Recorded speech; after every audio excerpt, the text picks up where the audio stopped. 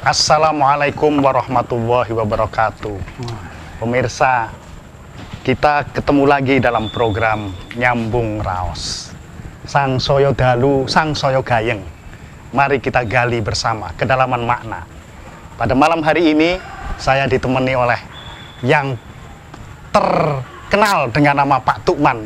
Meskipun asli namanya dari beliau, engkang sinuwun bapak simaknya, bapak ibunya adalah Haji Fatur Rahman Nur. Beliau tentu saja sudah tidak akan asing lagi di masyarakat kita, khususnya masyarakat Pekalongan, karena beliau telah memimpin sebuah partai yang besar. Seorang pengusaha dari batik, bahkan sampai ke kuliner. Juga seorang olahragawan, dan yang terpenting adalah seorang penyanyi. Karena beberapa kali beliau sudah tampil di Batik TV untuk melantunkan suaranya, sehingga semua produser yang membidangi nyanyi atau tarik suara sampai tidak ingin melihat, saking bingungnya nanti akan diberi honor berapa. Tapi yang penting malam ini Pak Tukman, ya, malam ini kita akan bincang-bincang sesuatu yang lain, karena kayaknya sesuai janji beliau itu akan hadir, yaitu ada seorang tokoh yang nanti akan kita terkejut. Iya. Dan mudah-mudahan kita akan bisa menggali makna yang lebih dalam. Benar Pak Tukman? Siap. Ya, ya.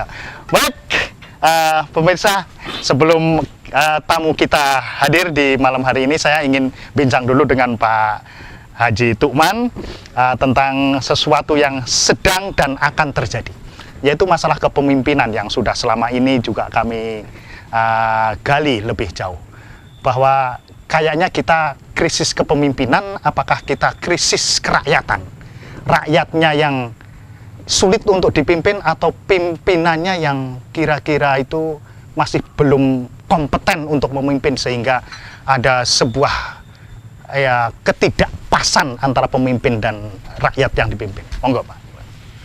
Saya pikir sekarang ini terjadi degradasi nilai-nilai. Jadi pada awalnya negara kita ini terbentuk, terdiri daripada founding father, tokoh-tokoh yang mempunyai kualitas, ya, bahwa seorang tokoh itu punya kredibilitas, punya stigma bahwa dia sudah selesai dengan dirinya. Mereka itu seperti kita bisa baca dalam sejarah, seperti Soekarno, Pak Hatta, Pak Nasir, Pak Kasman, Agus Salim. Mereka adalah, beliau-beliau ini adalah orang-orang yang sudah selesai dengan dirinya. Jadi dengan kata lain, bahwa dalam kerangka pengabdian kepada negara itu kualitas totalitasnya sangat menonjol. Itu menurut pengamatan saya. Kalau begitu berarti ya seorang tokoh itu menokohkan diri atau membuat sebuah ornamen agar dia bisa ditokohkan, atau rakyat yang menokohkan kalau begitu? Saya pikir sekolah itu tidak bisa melahirkan seorang tokoh. Gitu ya. Seorang cendekiawan bisa. Seorang akademisi atau seorang sarjana bisa, tapi seorang tokoh harus lahir dari tengah-tengah masyarakat. Ya. Lahir dari masyarakat untuk masyarakat saya. Terus ada nih Pak Tukman, ada sebuah fenomena bahwa biasanya tokoh itu muncul saat chaos atau saat krisis. Apakah mungkin umpamanya di situasi yang cukup normal ini lahir tokoh, atau gimana itu Pak Tukman? Jadi proses ketokohan saya kira ada dalam kondisi memang posisi tokoh bisa kita bedakan dalam kondisi yang linier, yang flat, ya, yang tidak krusial, karena memang kondisi itu antara ketokohan satu dan ketokohan lain itu boleh dikatakan sustainable, sinambung. Tapi ketika terjadi chaos itu adalah ada benang merah. batas ketokohan antara yang satu dengan lain itu sudah terputus.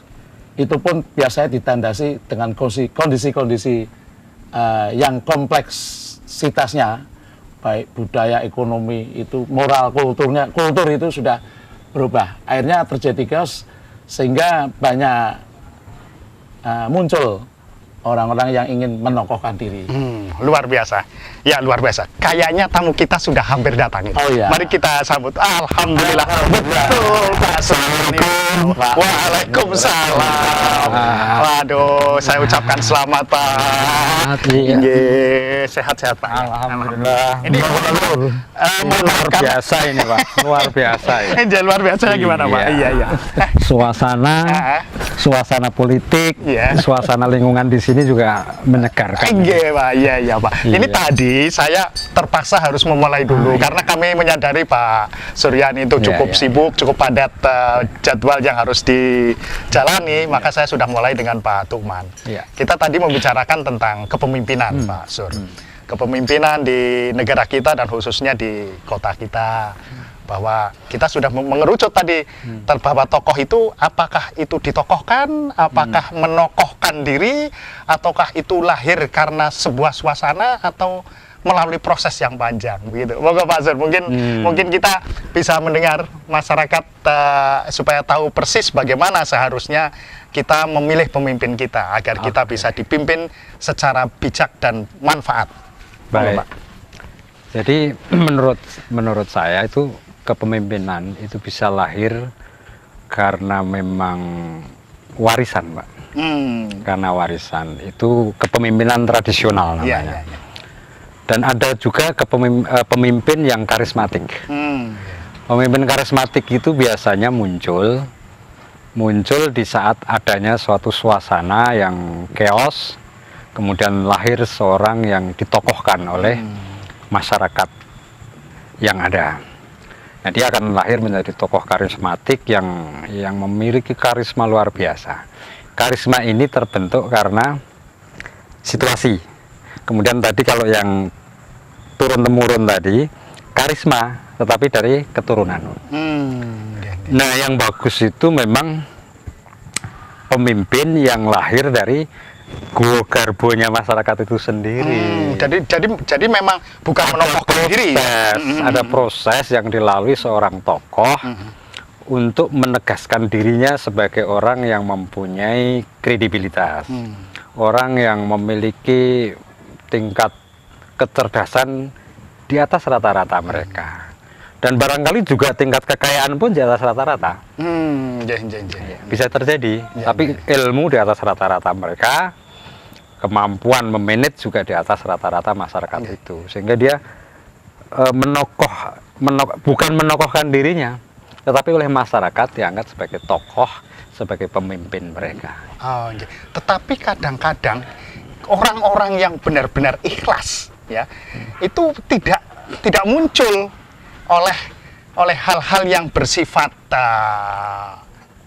primer begitu, atau hal-hal yang bersifat istilahnya kulit-kulit saja. Itu apakah lepasnya kulit sehingga dia bisa kelihatan ketokohannya itu? Wah, matur nuwun nggih. Terima kasih. Yang penting wedangan dulu. Oh, nggih, matur suwun. Lah kok kebak banget ki. Nganti jam piro nggih, Pak? Bahas nanti kan pembicaraannya biar lebih gayeng ya. Nggih. Matur suwun. Ini hanya wedangan atau nanti masuk angin saya? Oh, nggih. Telepon di Pak Sur, gimana tadi? Jadi bahwa kita kadang-kadang orang yang benar-benar baik, orang yang ikhlas, tidak butuh ingin menampilkan diri, ditambah memang ada yang mencoba untuk menutupi ketokohannya itu. Alhamdulillahirabbil alamin. Ternyata tidak hanya minum, Pak. Ini ada luar biasa ini. Ini khusus makanan dari Sambung Raos. Alhamdulillah. Berarti bisa menyambung hidup ini ya. Nusantara. Caranya lebih Alhamdulillah. Gembilinya ini loh yang luar biasa ini. Ini nggak gampang cari gembili. Oh iya. langka loh. Ya, sudah gampang apelnya. Gampang apel. Ya. Inilah alhamdulillah, monggo Pak Tuman di Sambi. apa yang sudah disajikan oleh Ya. Pak Tako, Pak Sur, monggo. Ya. Sambil kita akan meneruskan perbincangan kita sehingga kita bisa menggali lebih dalam apa itu sebuah kepemimpinan dan ketokohan. Tadi Pak Sur menyatakan bahwa peran media itu sangat penting gitu. Ya.